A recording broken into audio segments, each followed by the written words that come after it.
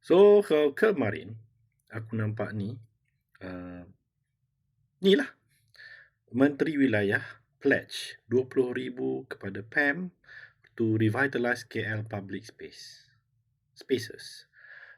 So, yelah, kebelakangan ni aku je selepak duduk diam je sebab banyak isu. Tapi bila nampak Han Ayub buat kerja, kan, sebelum dia pergi ke KLAF 26 punya opening ceremony, I think opening ceremony lah kot. Dia kata dia telah membuka kembali padang merbuk kepada public use, betul tak? Betul kan? Kalau salah tolong komen balik, bagi tahu aku. Lepas tu dia pergi ke this event untuk merasmi dan juga join lah apa benda semua tu. Tapi kan 20,000 tu kan nak buat competition pun tak cukup tau.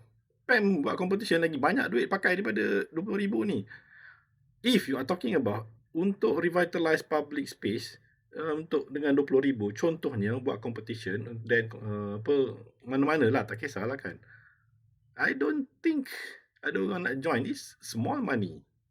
It's too small.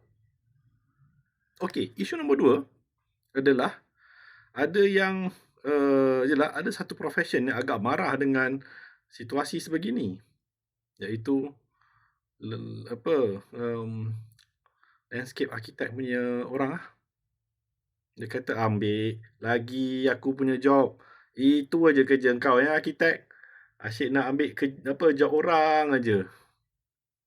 The thing is, ini dibuat ketika KLAF punya event. Memanglah dia bagi announcement sebegitu, kan? Takkanlah tengah KLAF punya event tiba-tiba cakap kita nak buat public space, kena buat public space, kita kena appoint landscape architect. Doesn't sound right, betul tak? When you are talking about that. Tapi kepada warga-warga landscape architect, kepada rakan-rakan landscape architect, I think kita tak perlu gaduh isu ni, sebab isu ni sebenarnya tak ada apa pun. Lagipun I guess korang, sebagai landscape architect, you are get paid better than architects since long time ago.